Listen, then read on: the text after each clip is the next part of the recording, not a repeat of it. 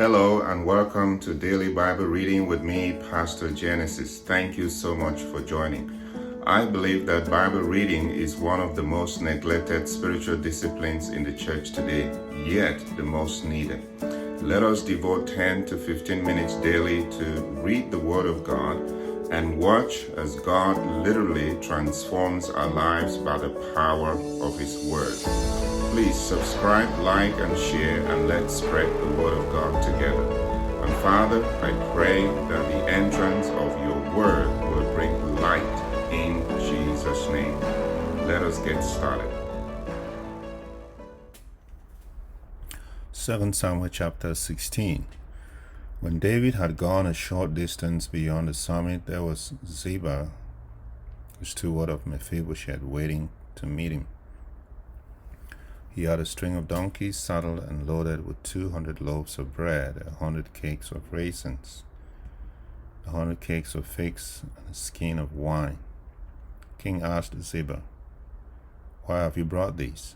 Ziba answered, "Donkeys are for the king's household to ride on. The bread and fruit are for the men to eat, and the wine is to refresh those who become exhausted in the wilderness." The king then asked, "Where is your master's grandson?" Ziba said to him, "He's staying in Jerusalem because he thinks today the Israelites will restore to me my grandfather's kingdom." Then the king said to Ziba, "All that belongs to Mephibosheth is now yours." "I humbly bow," Ziba said. "May I find favor in your eyes, my lord the king?" As King David approached Bahurim, a man from the same clan as Saul's family came out from there. His name was Shimei, son of Gera, and he cursed as he came out. He pelted David and all the king's officials with stones, though all the troops and the special guards were on David's right and left. As he cursed, Shimei said, get out, you murderer, you scoundrel. The Lord has repaid you for all the blood you shed in the household of Saul, in whose place you have reigned. The Lord has given the kingdom into the hands of your son Absalom. You have come to ruin because you are a murderer." Then Abishai, son of Zeruiah, said to the king, "Why should this dead dog curse my lord the king? Let me go over and cut off his head." But the king said, "What does this have to do with you, you sons of Zeruiah? If he is cursing because the Lord said to him, 'Curse David,' who can ask, 'Why do you do this?'" David then said to Abishai and all his officials, "My son, my own flesh and blood, is trying to kill me. How much more then this Benjamin? Leave him alone. Let him curse, for the Lord has told him to. It may be that the Lord will look upon my misery and restore to me his covenant blessings instead of his curse today." So David and his men continued along the road while Shimei was going along the hillside opposite him, cursing as he went and throwing stones at him and showering him with dirt. The king and all the people with him arrived at their destination exhausted, and there he refreshed himself. Meanwhile, Absalom and all the men of Israel came to Jerusalem, and Ahithophel was with him. Then Hushai the Archite, David's confidant, went to Absalom and said to him, "Long live the king, long live the king." Absalom said to Hushai, "So this is the love you show your friend? If he's your friend, why didn't you go with him?" Hushai said to Absalom, "No, the one chosen by the Lord, by these people and by all the men of Israel, his I will be, and I will remain with him. Furthermore, whom should I serve? Should I not serve the son, just as I served your father? So I will serve you." Absalom said to Ahithophel, "Give us your advice." "What should we do?" Ahithophel answered, "Sleep with your father's concubines, whom he left to take care of the palace. Then all Israel will hear that you have made yourself obnoxious to your father, and the hands of everyone with you will be more resolute. So they pitched a tent for Absalom on the roof, and he slept with his father's concubines in the sight of all Israel. Now in those days, the advice Ahithophel gave was like that of one who inquires of God. That was how both David and Absalom regarded all of Ahithophel's advice. 2 Samuel chapter 17. Ahithophel said to Absalom, I will choose 12,000 men and set out tonight in pursuit of David. I would attack him while he is weary and weak. I would strike him with terror, and then all the people with him will flee. I would strike down only the king and bring all the people back to you. The death of the man you seek will mean the return of all. All the people will be unharmed. This plan seemed good to Absalom and to all the elders of Israel. But Absalom said, Summon also Hushai the Archite, so we can hear what he has to say as well. When Hushai came to him, Absalom said, Ahithophel has given this advice. Should we do what he says? If not, give us your opinion. Hushai replied to Absalom, The advice Ahithophel has given is not good this time.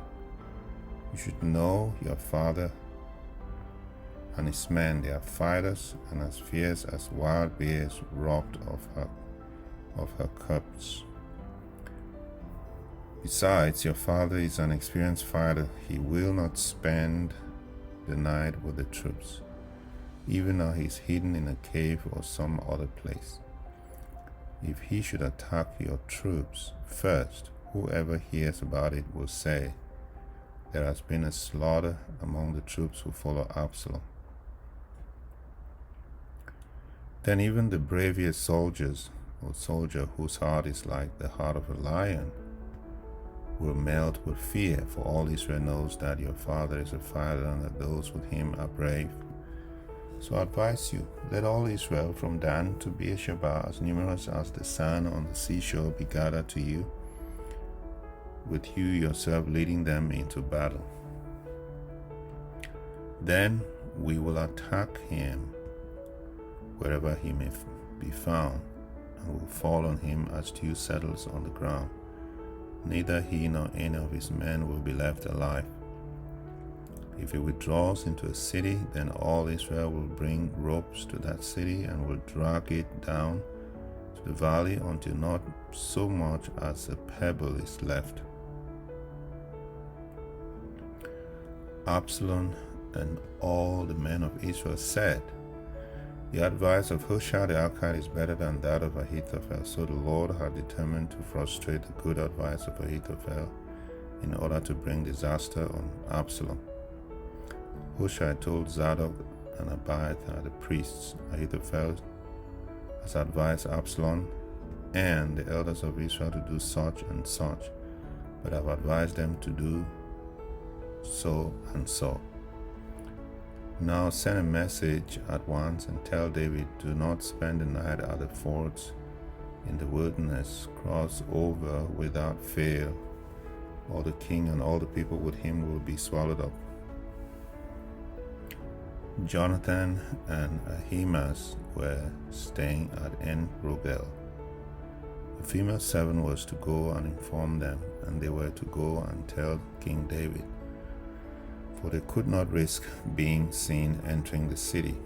But a young man saw them and told Absalom. So the two of them left at once and went to the house of a man in Baal-Hurim. He had a well in his courtyard, and they climbed down into it. His wife took a covering and spread it out over the opening of the well and scattered grain over it. So no one knew anything about it. When Absalom's men came to the woman at the house, they asked, Where are Ahimaaz and Jonathan? The woman answered them, They crossed over the brook. The men searched but found no one. So they returned to Jerusalem. After they had gone, the two climbed out of the well and went to inform King David. He said to him, "Set out and cross the river at once. Ahithophel has advised such and such against you." So David and all the people with him set out and crossed the Jordan. By daybreak no one was left who had not crossed the Jordan. When Ahithophel saw that his advice had not been followed, he saddled his donkey and set out for his house in his hometown. He put his house in order and then hanged himself. So he died and was buried in his father's tomb. David went to Mahanaim, and Absalom crossed the Jordan with all the men of Israel. Absalom had appointed Amasa over the army in place of Joab. Amasa was the son of Jether, an Ishmaelite, who had married Abigail, the daughter of Nahash, the sister of Zeruiah, mother of Joab. The Israelites and Absalom camped in the land of Gilead. And when David came to Mahanaim, Shobai, son of Nahash, from Rabbah of the Ammonites, and Machir, son of Amir, from Lodebar, and Barzillai, the Gileadite, from Roglim, brought bedding and bowls and articles of pottery. They also brought wheat and barley, flour and roasted grain, beans and lentils, honey and curds, sheep and cheese from cow's milk for David and his people to eat. For they said, "People have become exhausted and hungry and thirsty in the wilderness." 2 Samuel chapter 18. David mustered men who were with him and appointed over them commanders of thousands and commanders of hundreds. David sent out his troops, a third under the command of Joab, a third under Joab's brother Abishai, son of Zeruiah, and a third under Ittai the Gittite. The king told the troops, "I myself will surely march out with you." But the men said, "You must not go out. If we are forced to flee, they won't care about us. Even if half of us die, they won't care. But you are worth 10,000 of us. It would be better now for you to give us support from the city." The king answered, "I will do whatever seems best to you." So the king stood beside the gate while all his men marched out in units of hundreds and of thousands. The king commanded Joab, Abishai, and Ittai, "Be gentle with the young man Absalom for my sake." And all the troops heard the king giving orders concerning Absalom to each of the commanders. David's army marched out of the city to fight Israel, and the battle took place in the forest of Ephraim. There Israel's troops were routed by David's men, and the casualties that day were great, 20,000 men. The battle spread out over the whole countryside, and the forest swallowed up more men that day than the sword. Now Absalom happened to meet David's men. He was riding his mule, and as the mule went under the thick branches of a large oak, Absalom's hair got caught in the tree. He was left hanging in midair, while the mule he was riding kept on going.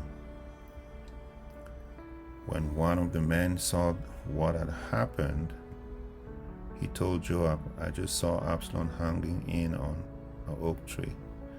Joab said to the man who had told him this, "What? You saw him? Why didn't you strike him to the ground right there? Then I would have had to give you 10 shekels of silver and a warrior's belt."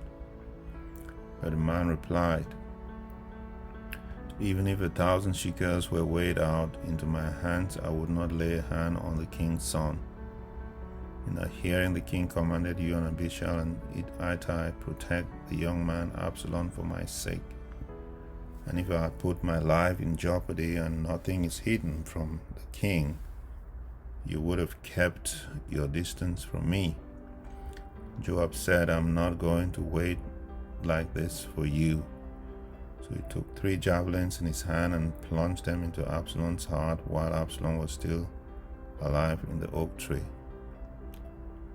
And 10 of Absalom's armor-bearers surrounded Absalom, struck him, and killed him. Then Joab sounded the trumpet, and the troops stopped pursuing Israel. But Joab halted them. They took Absalom, threw him into a big pit in the forest, and piled up a large heap of rocks over him. Meanwhile, all the Israelites fled to their homes. During his lifetime, Absalom had taken a pillar and erected it in the king's valley as a monument to himself, for he thought, I have no son to carry on the memory of my name. He named the pillar after himself, and it is called Absalom's monument to this day.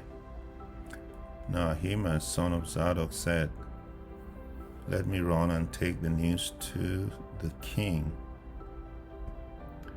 that the Lord has vindicated him by delivering him from the hand of his enemies.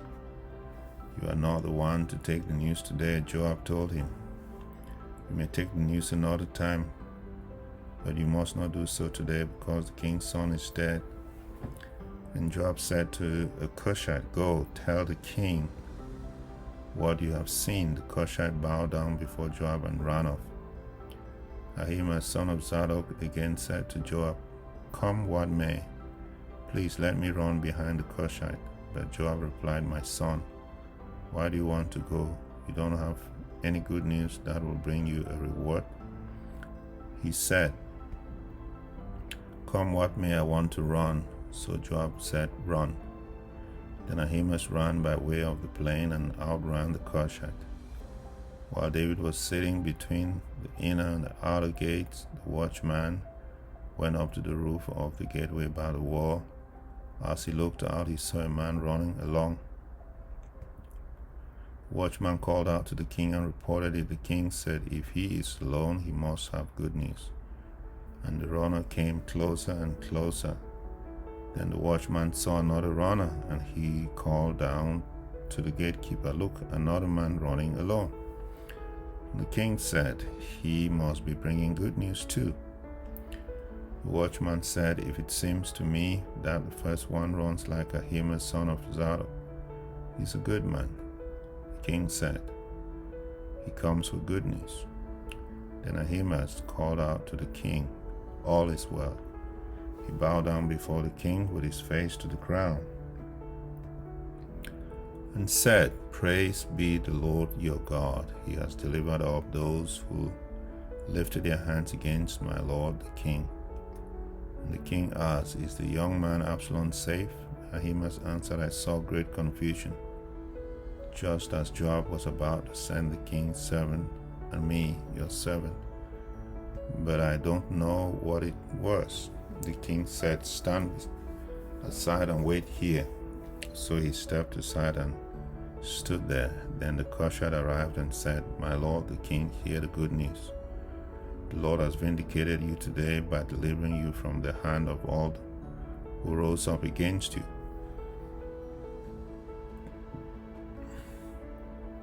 The king asked the Cushite, Is the young man Absalom safe? The Cushite replied, May the enemies of my lord the king and all who rise up to harm you be like that young man.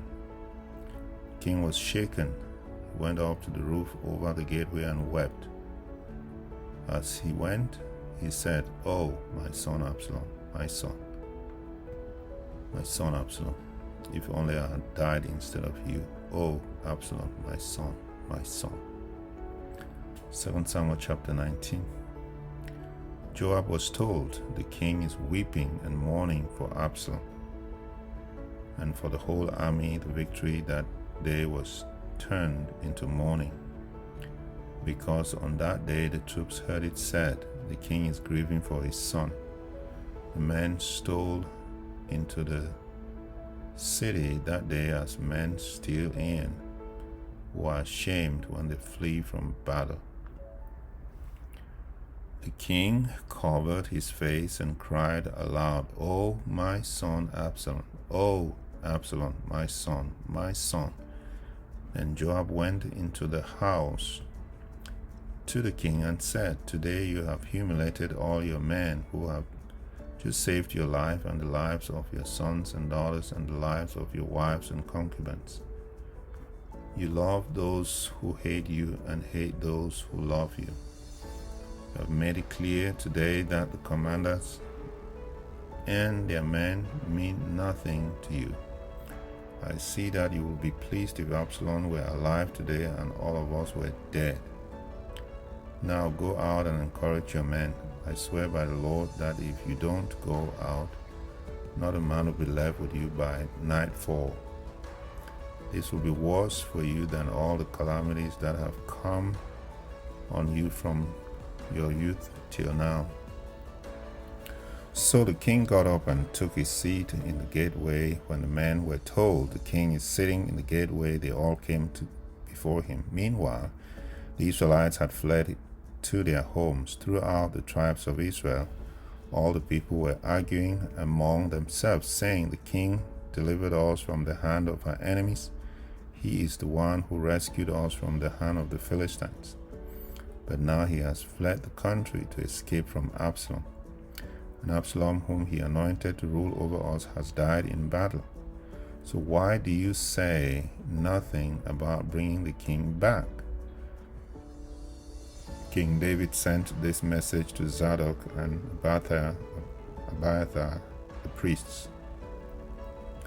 Ask the elders of Judah, why should you be the last to bring the king back to his palace, since what is being said throughout Israel has reached the king at his quarters? You are my relatives, my own flesh and blood, so why should you be the last to bring back the king? And say to Amasa, Are you not my own flesh and blood? May God deal with me, be it ever so severely, if you are not commander of my army for life in place of Joab. He won over the hearts of the men of Judah so that they were all of one mind. They sent word to the king, Return, you and all your men. Then the king returned and went as far as the Jordan. Now the men of Judah had come to Gilgal to go out and meet the king and bring him across the Jordan. Shimei, son of Gera, Benjamin from Bahurim, hurried down with the men of Judah to meet King David. With him were 1,000 Benjamites, along with Ziba, the steward of Saul's household, and his 15 sons and 20 servants. They rushed to the Jordan where the king was. They crossed at the ford to take the king's household over and to do whatever he wished. When Shimei, son of Gera, crossed the Jordan, he fell prostrate before the king and said to him, May my lord not hold me guilty. Do not remember how your servant did wrong on the day my lord the king left Jerusalem. May the king put it out of his mind, for I, your servant, know that I have sinned. But today I have come here as the first from the tribes of Joseph to come down and meet my lord the king. Then Abishai, son of Zeruiah, said, Shouldn't Shimei be put to death for this? He cursed the Lord's anointed. David replied, What does this have to do with you, you sons of Zeruiah? What right do you have to interfere? Should anyone be put to death in Israel today? Don't I know that today I am king over Israel? So the king said to Shimei, You shall not die. And the king promised him on oath. Mephibosheth, Saul's grandson, also went down to meet the king. He had not taken care of his feet, or trimmed his mustache, or washed his clothes from the day that the king left until the day he returned safely. When he came from Jerusalem to meet the king asked him, Why didn't you go with me, Mephibosheth? He said, My lord the king, since I, your servant, I'm lame. I said, I will have my donkey saddled and will ride on it, so I can go with the king. But Ziba, my servant, betrayed me, and he has slandered your servant to my lord the king. My lord the king is like an angel of God, so do whatever you wish. All my grandfather's descendants deserved nothing but death from my lord the king. But you gave your servant a place among those who eat at your table. So what right do I have to make anyone appeals to the king? The king said to him, Why say more? I order you and Ziba to divide the land. Mephibosheth said to the king, Let him take everything now that my lord the king has returned home safely. Barzillai the Gileadite also came down from Rogelim to cross the Jordan with the king and to send him on his way from there. Now Barzillai was very old, 80 years of age. He had provided for the king during his stay in Bahanaim, for he was a very wealthy man. The king said to Barzillai, Cross over with me and stay with me in Jerusalem, and I will provide for you. But Barzillai answered the king, How many more years will I live that I should go up to Jerusalem with the king? I am now 80 years old. Can I tell the difference between what is enjoyable and what is not? Can your servant taste what he eats and drinks? Can I still hear the voices of male and female singers? Why should your servant be an added burden to my lord the king? Your servant will cross over the Jordan with the king for a short distance, but why should the king reward me in this way? Let your servant return that I may die in my own town near the tomb of my father and mother. But here is your servant Kimham. Let him cross over with my lord the king. Do for him whatever you wish. The king said, Kimham shall cross over with me, and I will do for him whatever you wish, and anything you desire from me, I will do for you. So all the people crossed Jordan, and then the king crossed over. The king kissed Barzillai and bid him farewell, and Barzillai returned to his home. When the king crossed over to Gilgal, Kimham crossed with him. All the troops of Judah and half the troops of Israel had taken the king over.